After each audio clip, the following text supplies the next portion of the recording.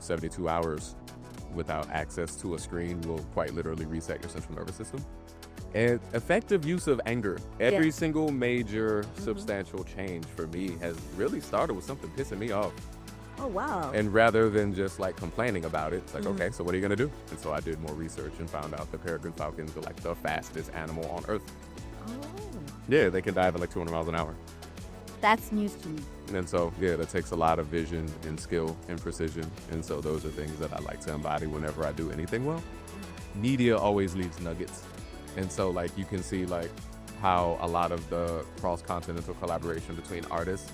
So seeing, like Mafiko Zolo from South Africa collaborating with, like, Davido. And then it's like, oh, cool. Like, I see what y'all are doing.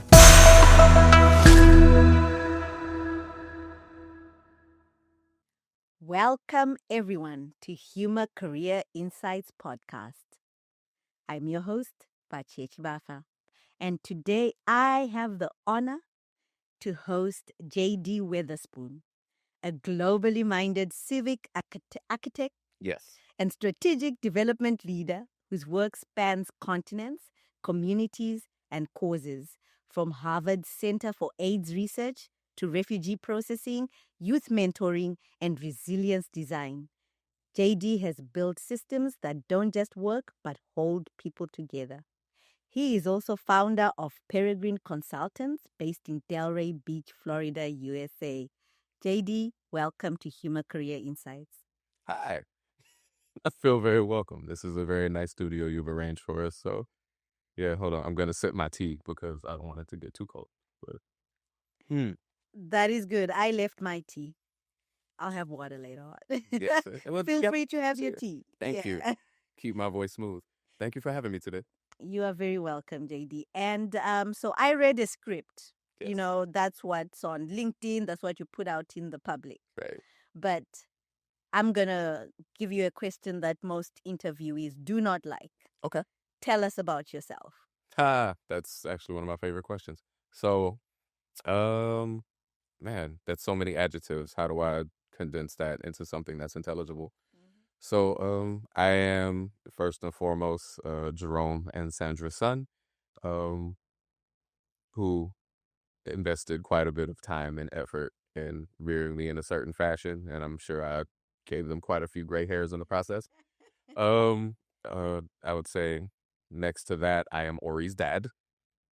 That is my 3-year-old son / little Buddha and also insurance beneficiary, who very much keeps me on my toes. And then I have the honor of being Kesa's life mate and guardian, protector, transportation, which is cool. So I said all that to say that I am a proud villager, so to speak, member of community. It's definitely shaped a lot of the way that I view the world. I am a chef. I am a dancer. I am an outdoorsman. I would like to think I can sing. Verdicts out on that. It depends on who you ask. I will not be asking you to sing today. I will not oblige that anyway, if you did. Yeah. And then other than that, I am a lifelong learner and journeyer, traveler. Everything else kind of falls under that. Dot connector. That's a good one. Yeah, I think that's what we connected on. Yes. The traveler, the journey bit, and your global mindedness. Yes. Yeah, that's what connected us, and we're gonna talk about that a little bit later on. Yeah. But to follow the script, so to speak, I would like to find out about your career journey. What has led you to Peregrine Consultants? Curiosity about animals. So Animals. Yeah. The peregrine falcon. So yeah, I've always been very much like a nature kid. I've loved the outdoors, and probably growing up down here in South Florida, it's kind of a great place to get into birds because we get so many of them. So it's this interesting place where every fall really, but leading into the winter, starting around this time of year, as you notice, the license plates change because that's how South Florida works. The leaves don't change, the license plates do. And so we call the visitors from the north snowbirds, and that is historically, as it got cold in other places, the birds would flee the snow by flying south. Snowbirds. Yes. So it stems from snowbirds. Okay. Yeah, starts with the birds. Another fun fact about being here is this is also like the northern rim territory for a lot of migratory birds from South America and the Caribbean. So you get to see quite a bit of a lot. And I developed a fascination with falcons and hawks because we have those here. And peregrine falcons are like the fastest. I'm getting into my full-on nerd moment, but like watching a falcon do a dive bomb and hunt another bird from like off the top of a skyscraper, like near the beach. It's just really interesting to me. And so I did more research and found out that peregrine falcons are like the fastest animal on Earth. Oh. Yeah, they can dive at like 200 miles an hour. That's news to me. Right. Learned something today. And so, yeah, that takes a lot of vision and skill and precision. And so those are things that I like to embody whenever I do anything well. And so it's like, yeah, cool. Like if this theme's been around since I was 8, it's probably a good thing to stick with. I like that. Precision and vision. Yes. So that is where Peregrine Consultants is headed. Okay. Civic architecture. I was reading your profile and I saw civic architecture, traditional architecture, and I was like, okay, out of my depth, but JD's going to fill us in. Yes. So traditional architecture is the building that we are sitting in. Civic architecture is what gives it a soul. Right. Okay. A grand piano is a work of art in and of itself, but without somebody that has the right skill to know how to utilize it, it's still going to remain an inanimate object, right? Like cities ultimately run on their inhabitants. Yeah. And so civic architecture is what turns a district into a community because it dictates how you're going to utilize those spaces. So here, with just the energy of Florida in general has always been that of like booming real estate development. Yes, yes. And so if you've traversed across this great state next to coastlines and swamps, there's just like this endless sprawl of subdivisions and strip malls, which are not inherently horrible in and of themselves, depending on what perspective you're looking at it from, right? What a lot of it can feel very empty, almost soulless. Yeah. And that's because it wasn't really designed around the needs of like not only the individual from a human nature perspective, but also spaces weren't designed for people to commune or really engage with, rather than just like boxes to do stuff in or hold your stuff. And so there's not a lot of intention that goes into public and private spaces. And that has an effect on the psychology of people. Like you feel different going into different spaces. There's a certain energy in this room because of the way that things are arranged. Yes. And so it's that level of intention and awareness that I like to infuse in most of what I do. I can't say all, that wouldn't be quite accurate, but you know, more than I did yesterday and hopefully more tomorrow than I do today. That is amazing. You know, the putting the soul into architecture. Now, how is that related to Peregrine Consultants? What do you practically do? Like in layman's simple terms. In layman's simple terms? Awesome. So I listen to what people think their visions are.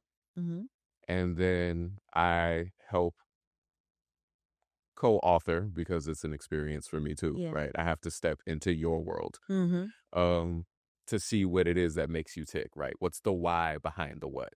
And we have to start with that. Very much like completely leveraging off of Simon Sinek's wisdom because he's already done the work. So yeah, start with why. And once you figure out what makes people tick, well, it's like this great analysis I saw of like Kanye West, right? Is music his industry? Technically, but I would wager that taste is his industry. And then he found out a way to apply that musically. Yes. Then he found a way to apply that with fashion. So with Peregrine, I would listen to the why so that I can get a fix for what your industry actually is. Like, what's your business? And then we can decide the boring stuff, but essential stuff, the structure. How do you need to silo teams if you're going to have them? What platform you need to use for your website? What is your narrative? What's your story? What do you want people to know about you? Because that's ultimately what you're selling. You're selling yourself. Yes, yes, yes. Your product or service is just a means of expression. So do you specifically work for a particular type of industry, or it can apply to any industry, or is it Sound design product? is industry agnostic. Ah. So the answer to your question is I work across. My sweet spots tend to be around education. Healthcare is becoming more of a thing, as is real estate, for a variety of reasons.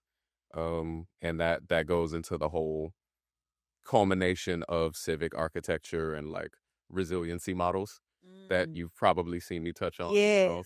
In the interest of just leading into that direction, because I know it's coming. Let's just preemptively get there. And so yeah, it's now taking a lot of the conceptual stuff that I've just waxed poetic about, and this is how it becomes real, right? And now we're gonna get into a bit of history to give context. But growing up in the set, which is historically, segregated Delray back when it was a sundown town. Yeah. We have 1,000-acre roughly territory of land, which has really the only remaining spots to develop because Delray Beach has a sky cap, so no buildings can actually be taller than 150 feet. Really? Right. So that's why they don't have skyscrapers here. You literally can't. But yeah, I've noticed it's like they just flat. stopped. Yeah, it's very flat. Which I kind of appreciate because now you can see the sky still. But anyways, a lot of the set resides in like opportunity zones and hub zones. And so like a lot of real estate developers are always trying to build more houses or more office spaces. Yes. But there's like no economic ecosystem that will allow people to actually support it. Like the average median income, sorry, not the average median income, the median income for that entire side of town is like maybe $85,000. So who can afford anything? So then what would be the point of having more office space? Like that's not really something that's going to benefit like the local populace. And so by leveraging all of the subsidies that come through like these federally designated pieces of land based on census tracts, and then, applying that with some private financing, talking to municipalities to get, God, the phrase has eluded me because I'm on a camera and I'm still somewhat nervous. But there we go, municipal bonds. Ah. Right. Well, now we can turn every $1 to $2 of private investment into like $3 to $5 of federally insured revenue just to get things off of the ground. So that now cities can become training centers of all sorts. Yeah. What trade do you want to implement or what's already there? If you have a whole bunch of general contractors, it sounds like you just need to make a trade school, which we have how many school campuses in the city? Cool. Let's activate those. So now you can begin to lay the groundwork for what the future generation of laborers and potential entrepreneurs are. There's development companies out the wazoo. Yeah. It should not be difficult to create a pipeline from the high school that's across the street. There's already a program what's called Eagle's Nest, so kids are learning how to build houses. So now let's also tweak that. Let's teach them how to retrofit pre-existing structures. The stuff's already there. I'm just connecting dots and applying it differently. That's it. Now let me connect the dots. Yes. Resilience modeling and architecture. Can you tell me a little bit about that? Am I connecting dots or no? You are.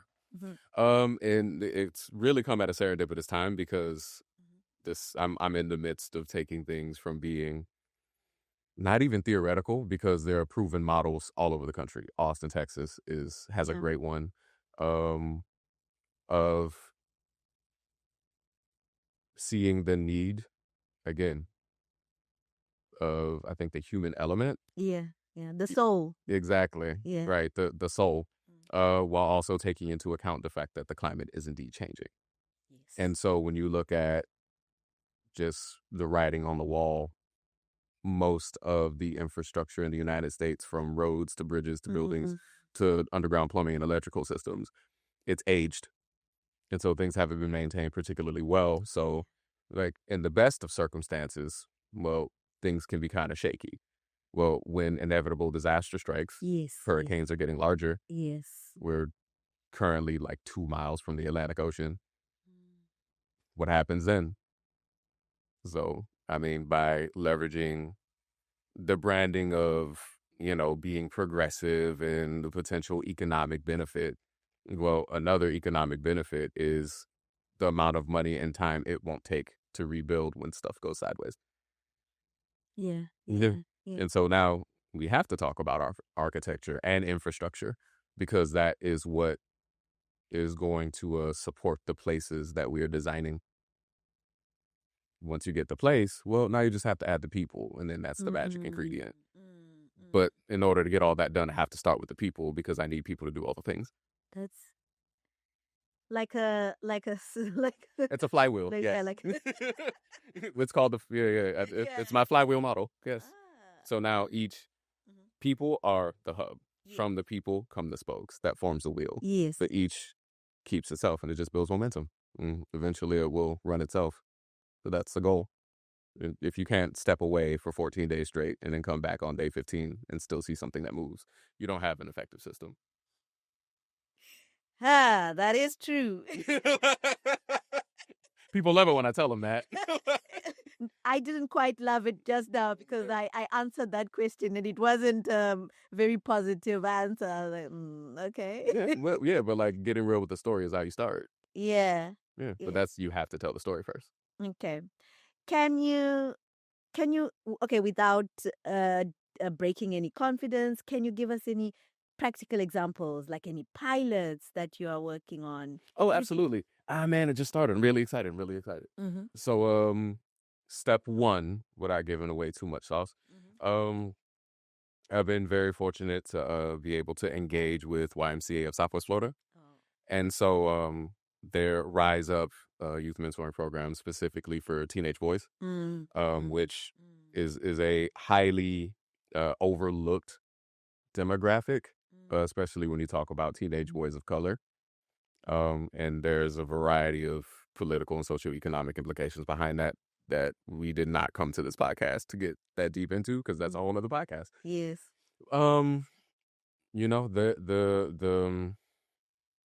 The lack of civic design around supporting the needs of teenagers at a very critical bridge between childhood and adulthood has left a lot of room for potential. And so I found that a lot of the most effective programming when it comes to people and development happens in the outdoors. For one, I take people's phones away. So for 3 days, no technology. And the reason behind that is, 72 hours without access to a screen will quite literally reset your central nervous system. So it gives your body a break. And so starting with that, well, now we can get into the nuts and bolts of personal development, leadership, identity, what it actually means to be a man in their eyes and what examples they have, and teaching them to learn how to articulate and identify emotions, right? That's step one. The next piece is putting all of those communicative skills to the test, and we're going to do some really uncomfortable stuff, like walk 14 miles through the Everglades. And you're going to have to deal with whatever you're going to deal with. But that's where the teamwork and the camaraderie gets together, because, well, now you have to push each other through. Great. Your legs hurt. You're tired. Awesome. What did you learn? How are you going to take this back? Great. So now we're back in civilization. How have you implemented some of what we discussed in your day-to-day life? All right. Now how are you going to apply that to what you would like your life to look like? Right? Now that's one piece. Yeah. Right? We're not going to solve the world problems by taking kids camping. No. Whatsoever. What we can do, though, is then take this initial proof of concept that it has left a mark. And, hey, I did all this hard stuff out there. Well, comparatively speaking, running drills at basketball practice, or like doing an extra 10 minutes of reading, isn't really that difficult, especially now that I know how much I'm capable of doing when I'm not distracted by my phone. resilience Right. building. The mic just dropped. In my or the light switched on. Yes. That's how we teach resilience. That is resilience modeling. Yes. And when you were talking, I was thinking, when you said like, when it resets your nervous system when you take away all the digital stuff. Mm-hmm. Back home in Zimbabwe, when we go to the rural areas, there's like usually so now there's Starlink. So unfortunately, You can't really you can't. If you want to remain plugged in, you can. You can. Yeah. But when we would go before, no phone, No service. You could not communicate. And what was there was fresh air, Mm-hmm. Clean water. clean water, yes, and just the connection. Because because you don't have digital devices, you're connecting with people.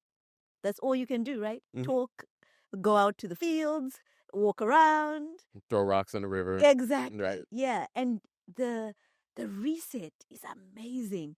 The mental clarity when you leave. Right. It's like, wow, I needed that. Mm-hmm. Just that break, it really does reset you. Right. So now we take it to the next step, which is making it intergenerational. And so it's not just about young men, it's young men and adult males.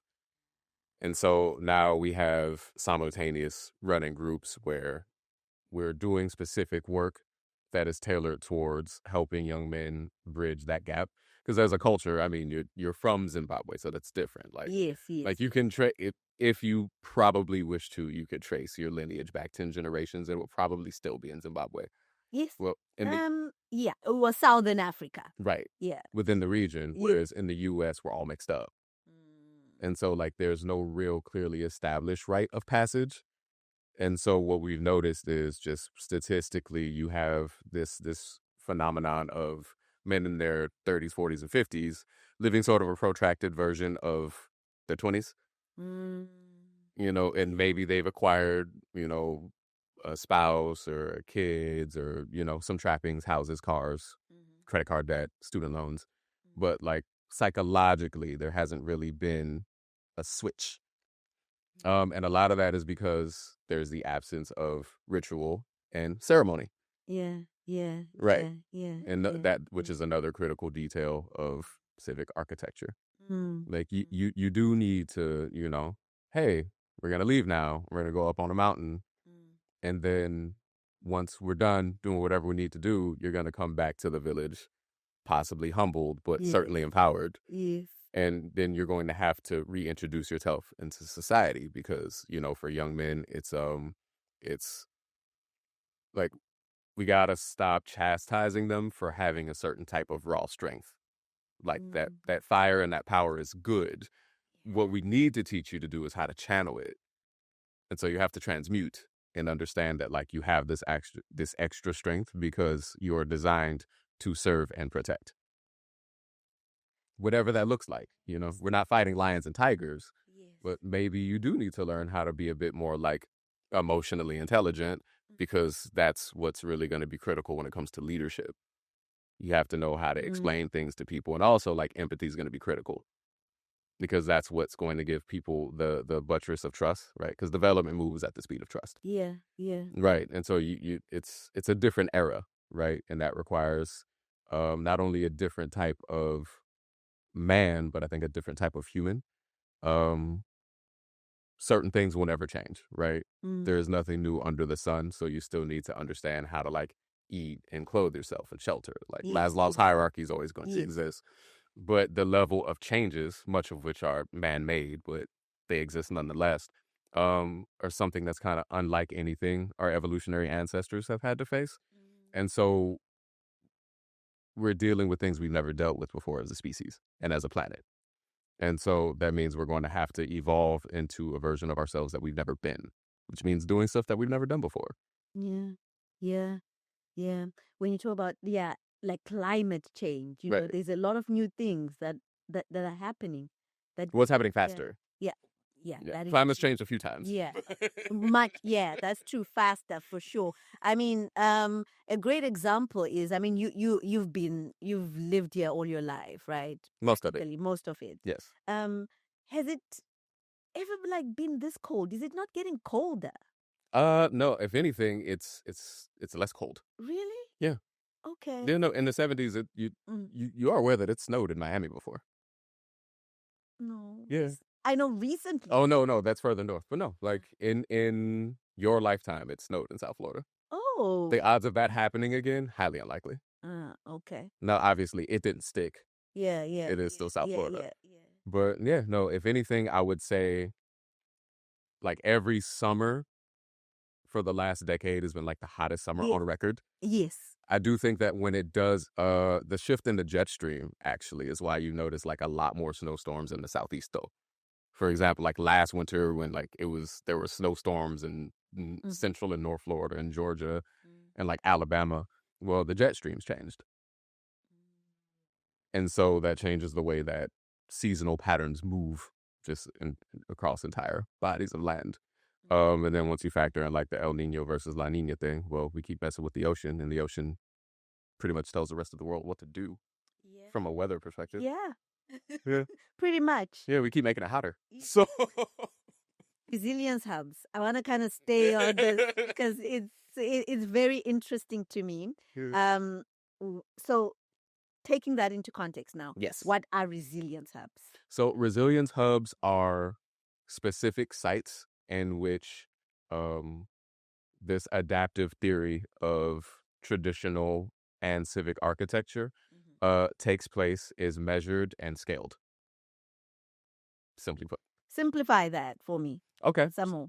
So, for example, great one. The Elizabeth River Project in, I want to say, Norfolk, Virginia. Okay. Somewhere it's like Elizabeth, Norfolk, the whole Chesapeake Bay area.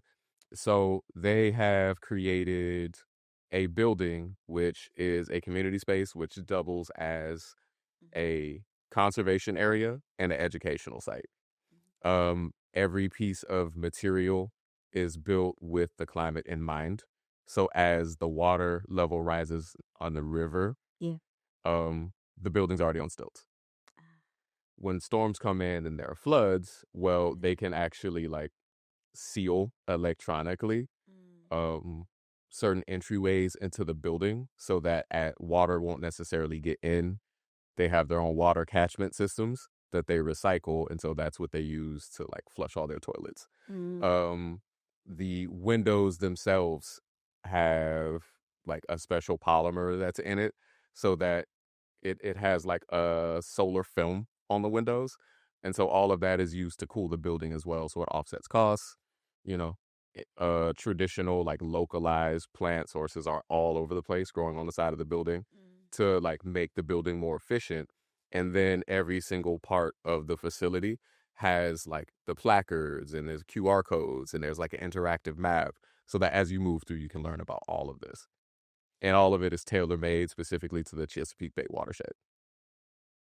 That's just one example of how that can work. And that's civic architecture. And now you have one space that also doubles as like a community meeting space. Oh, wow. Right. Yeah. And so that wouldn't be very difficult here at all.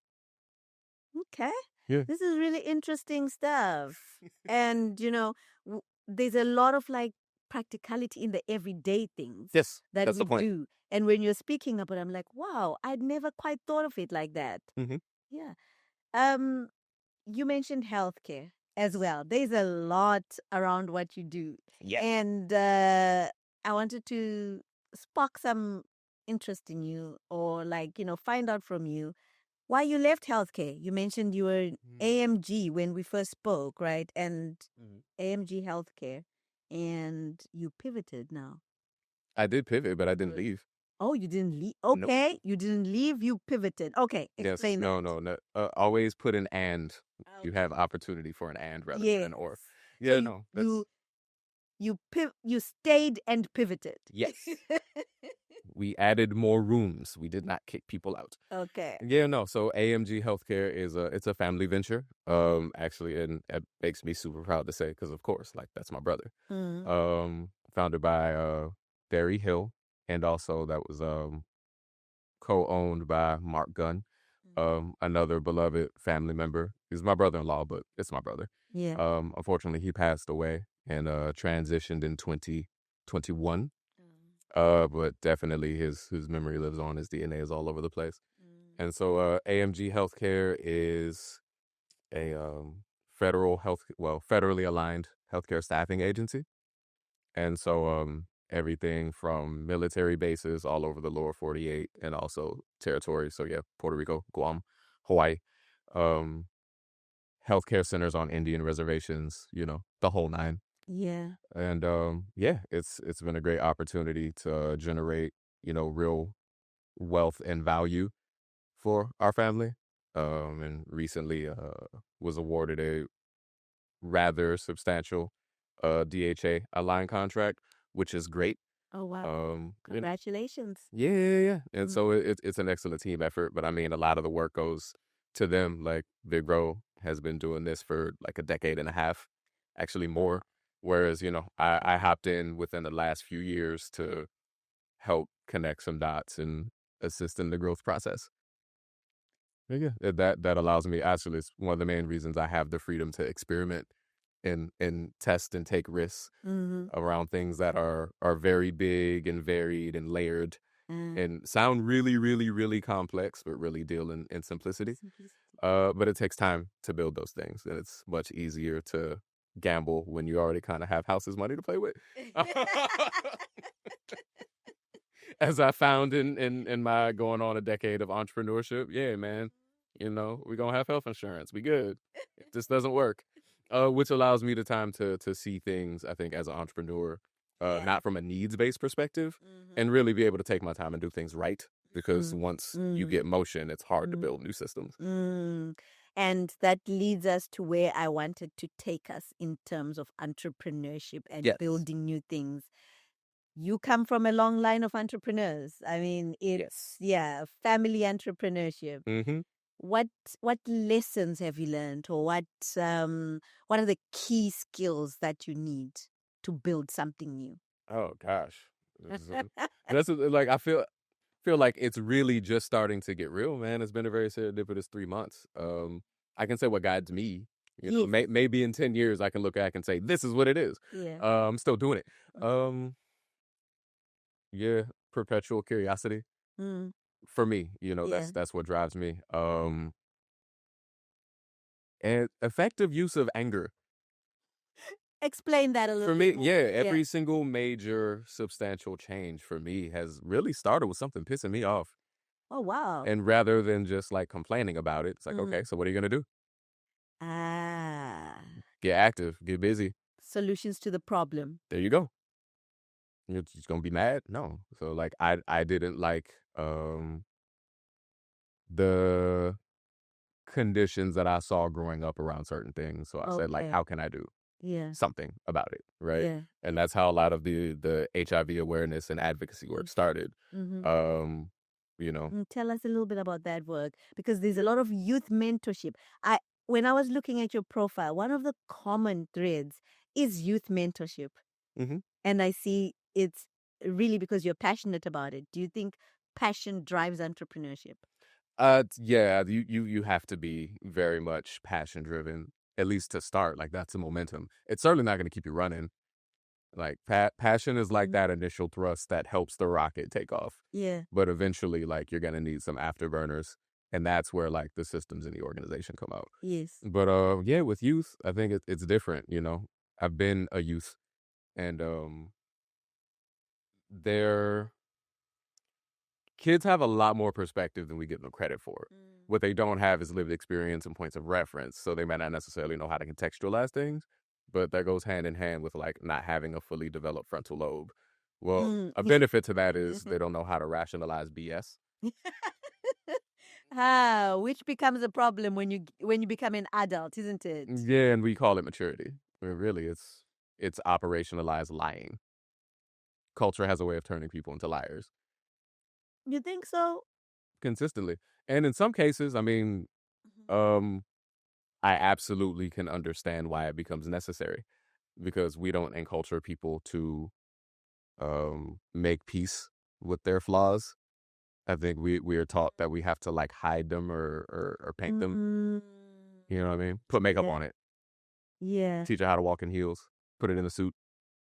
Which is not really how you design sustainable anything. The way that we're living isn't sustainable. And so if we can implement some element of authenticity, and that just means like teaching people how to operate from a place of like oneness, wholeness, completion, then the flaws that we go through great lengths to hide can actually become strength because you acknowledge the ways in which you're not necessarily that awesome. And it allows you to leave room for somebody who's great where you're not. And that's so, which Mm-hmm. brings me to the next point about entrepreneurship. Having the right people around you Mm. is there are infinitely more things that I cannot do than things that I can, Yes. right? Yes. But that also means if something comes across my table that I can do, well, I kind of suck if I don't do something. Yeah. You know, like I've been blessed to have a certain type of like skills and gifts and talents. Um, some of which I was born with, others I really had to work to develop. Mm. And so if we exist, well, for me, this is totally my worldview now.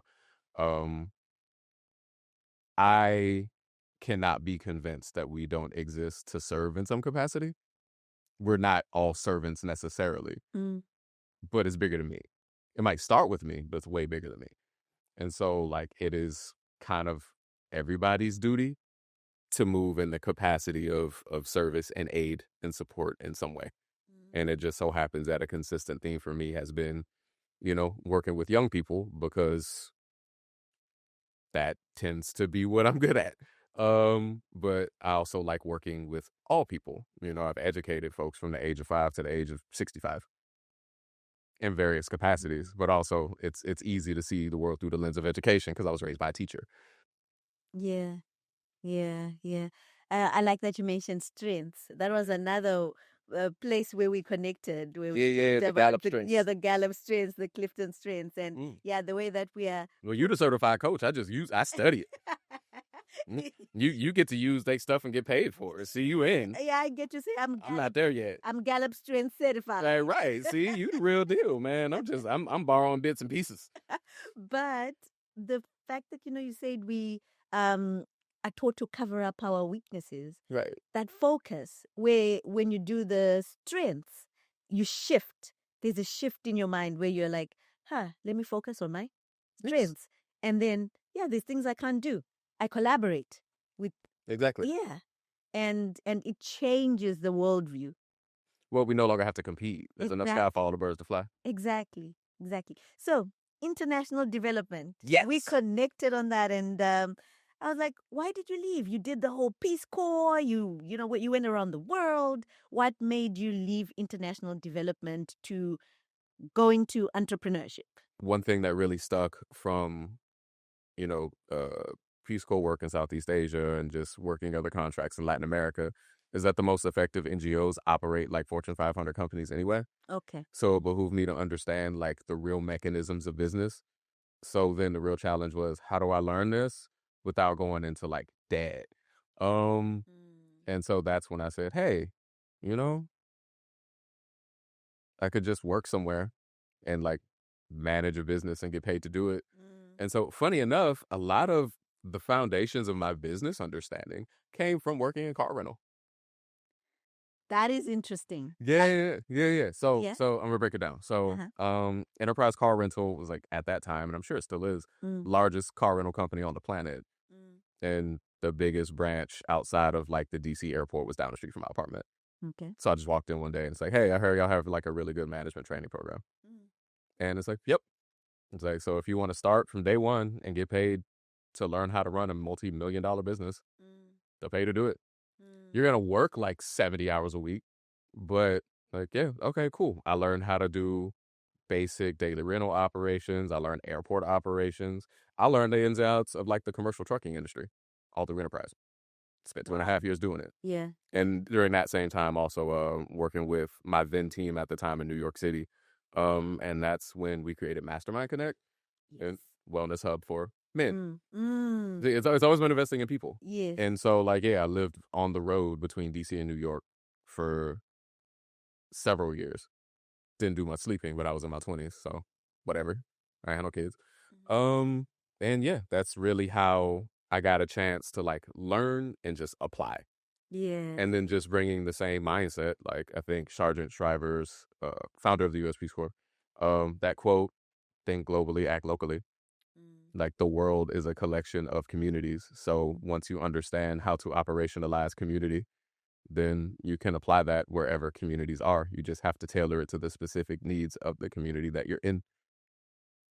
Yeah. But the formula sticks. Yeah. Yeah. It certainly does. And the international development didn't stop because in the midst of all of that, just by proxy of, funny enough, people I met during the HIV advocacy stuff, I collaborated on healthcare access projects in Malawi with Mito Malawians in Texas.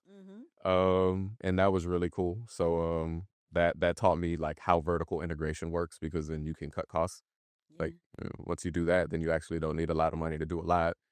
And again, like geo arbitrage came back into play. So now I'm operating in DC, New York, Malawi, and Texas. And all I needed was a phone. Wow. The connection. Case in point, yeah, Peregrine just executed its first international relief in conjunction with CIMEX down in Jamaica in the aftermath of Hurricane Melissa. And again, it's just as a result of connections from people I made in the past, and we stayed in touch. And now we're just working logistics. It's really just having conversations. You know, money moves around, but that's going to happen. Yeah. On that note of Malawi. Yes. We're going to take a short break. Please. And when we come back, we will dive into something that you and I had a huge conversation about. Ooh, I feel like I know what it is. I'm going to sip my tea. Yeah. So we're going to take a break and we'll be right.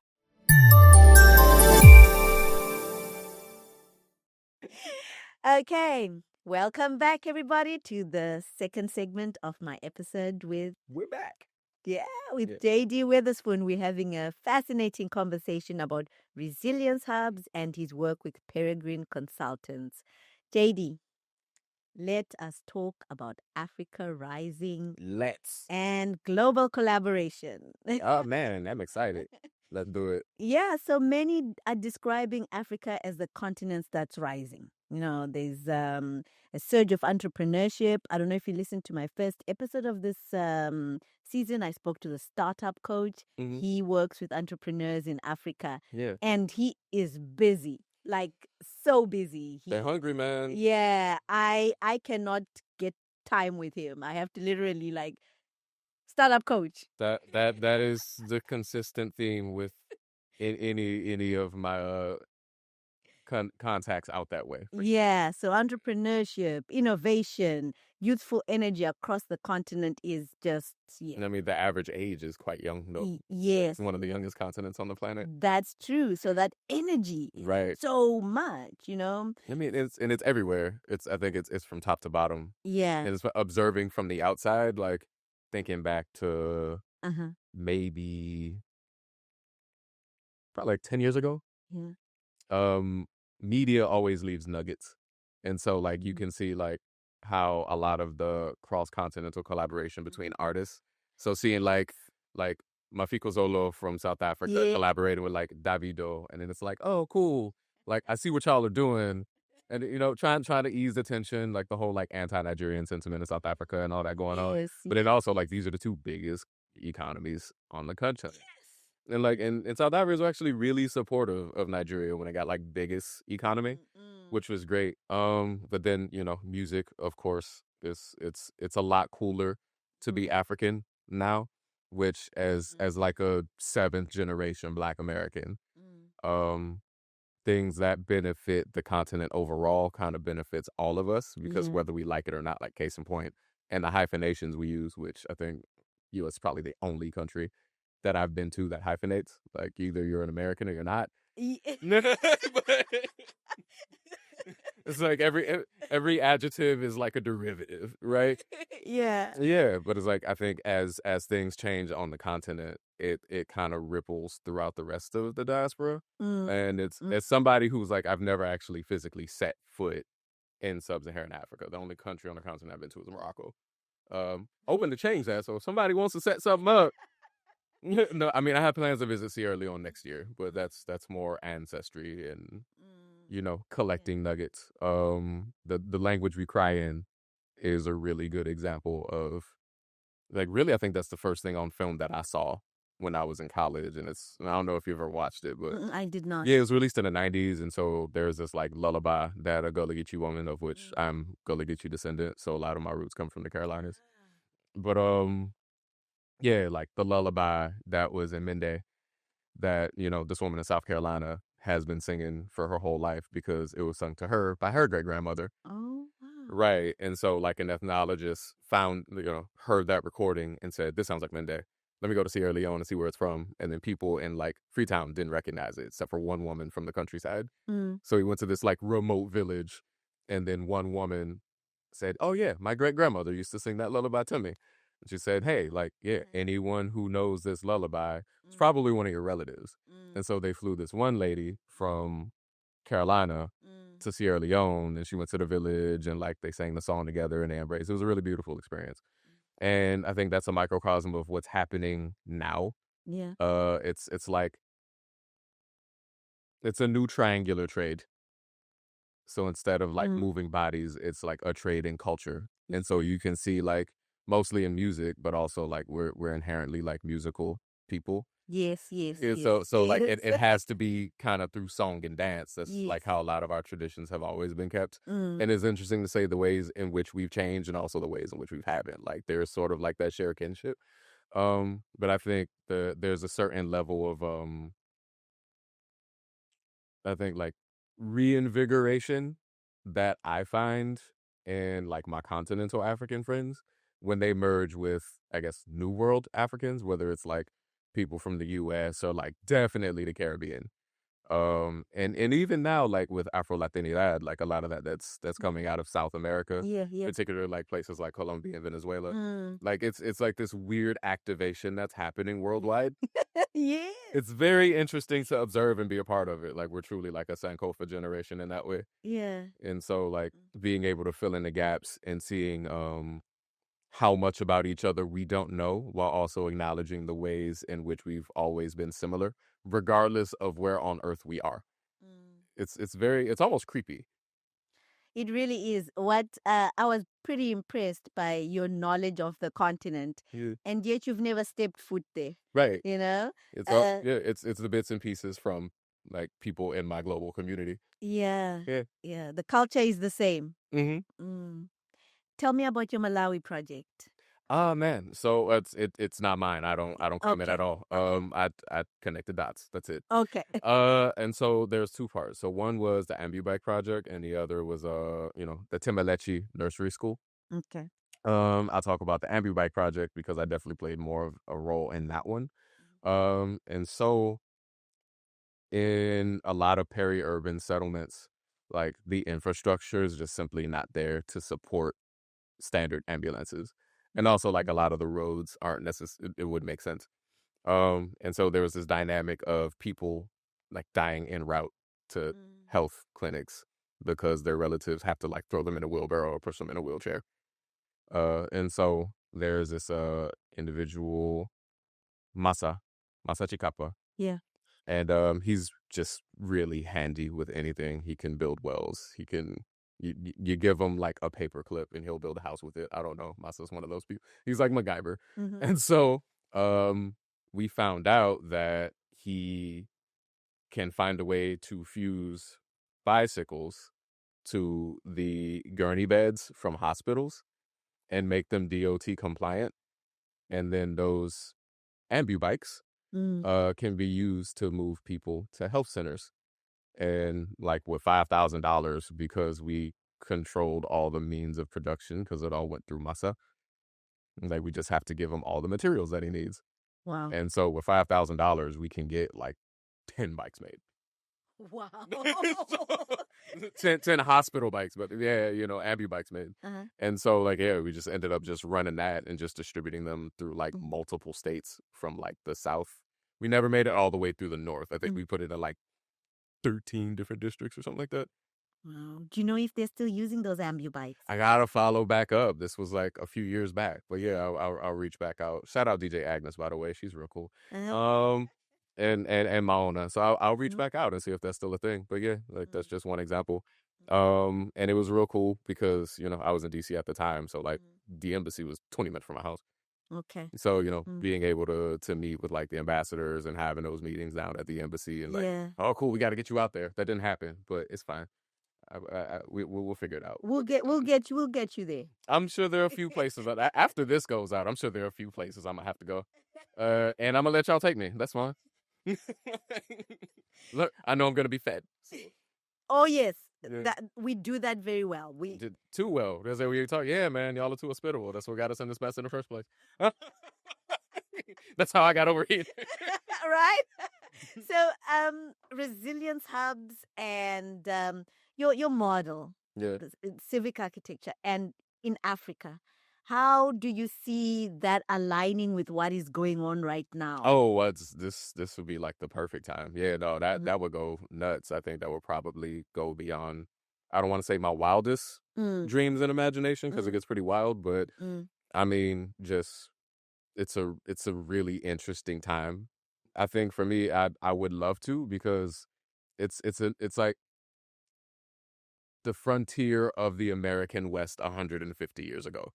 Like if you are risk tolerant and just willing to try stuff, and of course, like with a little bit of hustle, you'll probably be able to get a lot done.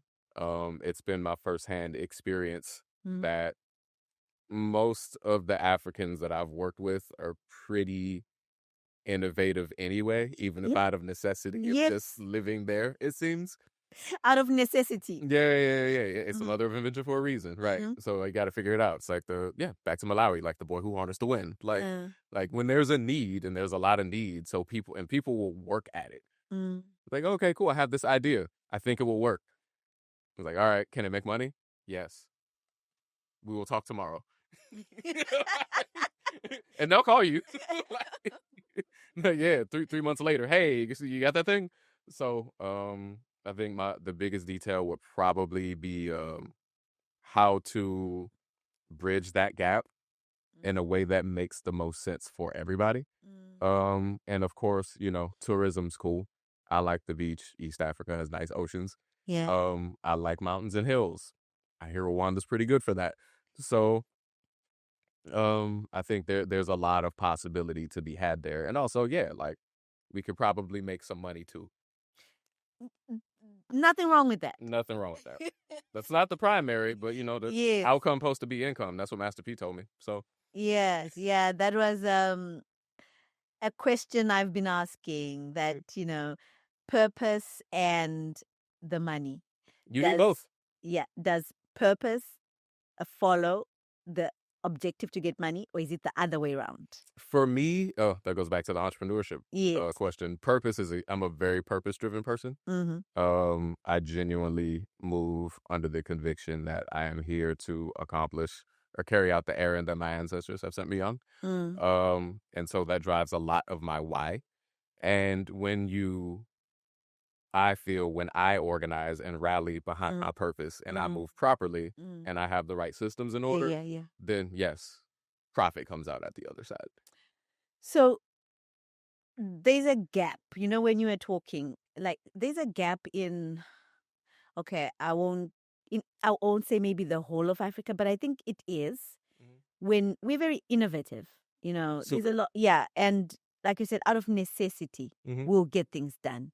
The gap is in the processes. The gap is in... It's haphazard. Yes. The gap is in, okay, you'll tell me you want something done today, right? And let's say I'm an electrician or whatever. I'll figure it out and it will get done. But how I got it done is not... It's not written down. There's no process. Africans love it when Americans tell them that.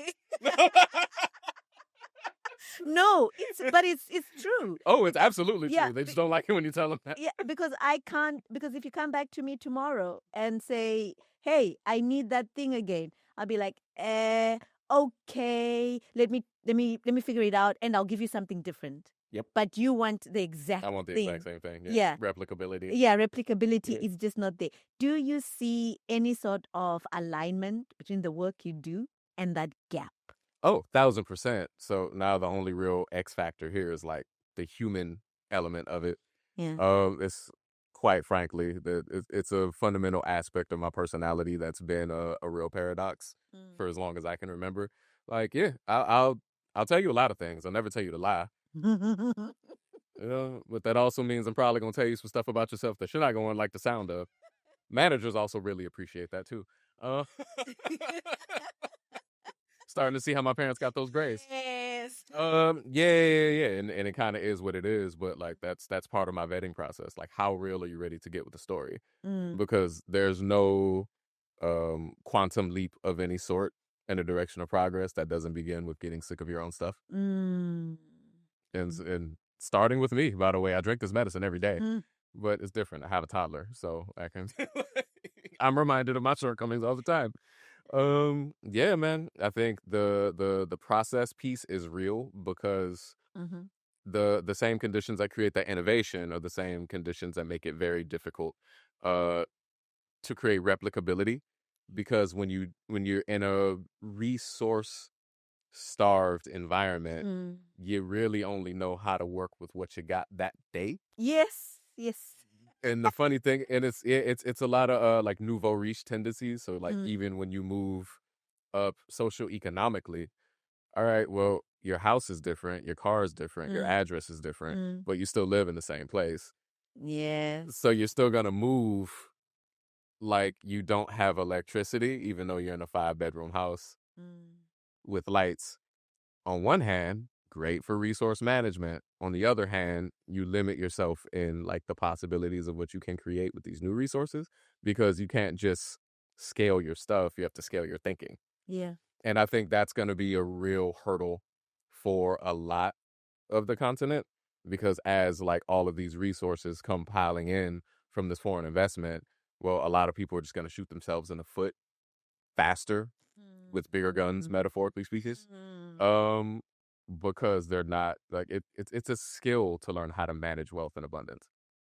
It's like learning how to be a good spouse or learning how to lead. Like, it is. it's a muscle. Yeah, that relationship with money. Uh-huh. Yeah, it's so important. You're still dealing with that here. Yeah. I gotta get Delray together. Yeah, no, let me get that sorted in my own backyard first, and then I'll talk about doing it across the ocean. But ironically enough, sometimes it's harder to do things in your own hometown because well, they've known you, so it's going to be difficult for people to recontextualize the version of yourself that you are today when there are so many outdated models that they're attached to. It's not endemic to here. I think everybody has some version of it. Yes. So ironically enough, I would not be surprised if I get more done in Zimbabwe than I get done here, simply because, well, people in Zimbabwe are learning about me through you. They only know me this way. Right? Yeah. Yeah, a prophet, there's a saying about a prophet not getting... A prophet is rarely respected in their own home. That is it, exactly. Yeah. Rarely respected. Yeah. You mentioned that you're still living here. The mindset. Yes. Yeah, we're still living in your head, no matter what changes, right? There, wherever you go, there you are. Yes, the mindset. Now, the mindset in entrepreneurship. Yeesh. Yeah. Is this, what can you say about that, basically? What sort of mindset is critical for success in entrepreneurship? Adaptability. Yeah, because things are always changing, right? Yeah. Like when I started, we started Mastermind Connect with like $400. You know what I mean? And just had to figure out how to make it stretch, which means you probably have to learn how to do a little bit of everything, or expenses add up real quick. Now in this case, on the Peregrine side of things, off to a good start because of the foundation that was designed, for 17 years of doing advocacy and community organizing and being a social worker and an international development professional, to an office salesperson, you know, and now business owner and also parent. Like a lot of those skills overlap quite a bit. Yeah. When Yes. you're working with Yes. little kids, you're Yes. always in sales. That's true. You want them to eat like vegetables instead of candy. Mm. You got to figure out a way to package it. You got to brand this as an awesome experience. Otherwise, like, you going to lose the Cheetos every time. It, Every ain't time. that right? Listen, it's a multi-billion-dollar entity designed to appeal to all of the base impulses of your kid and also you. Yeah. So like taking a lot of that sauce and just applying it to everything else in life, Mm. because it all comes down to like knowing how the brain works. Mm. And so the mindset for me is just like continue to be sort of a mad scientist. What makes me tick? Yeah. Cool. That's how I need to run my environment, like my ecosystem. On the other hand, it's like what makes people tick? Yeah. And like, again, perpetual curiosity. Like there's a way that your brain works. So I need to like listen and observe. So then when I deliver something to you, it's going to cut through all of the noise that we have in here. Yes. And it's going to stick. Okay. Yeah. But Yeah. then I got to turn around and do it for the other 10 people in the room. We will need to end with that.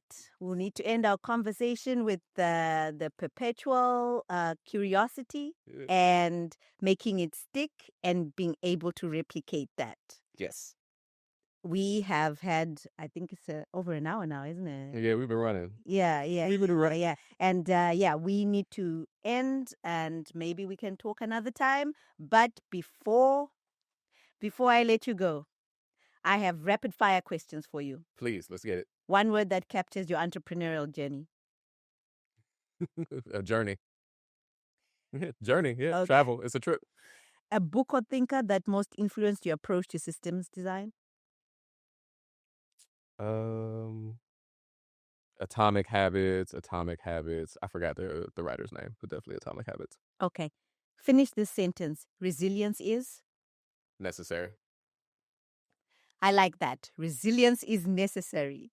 Listeners, thank you for joining us today. And thank you for your time, JD. I am really grateful that you've taken time out of your busy schedule to be with us here on HUMHR Career Insights. Thank you for having me. Hopefully I've given you and any listeners or watchers something that they can use and take with. So well, you've given me something to take away with. So mission accomplished. Yes. Listeners, watchers, until next time, stay inspired.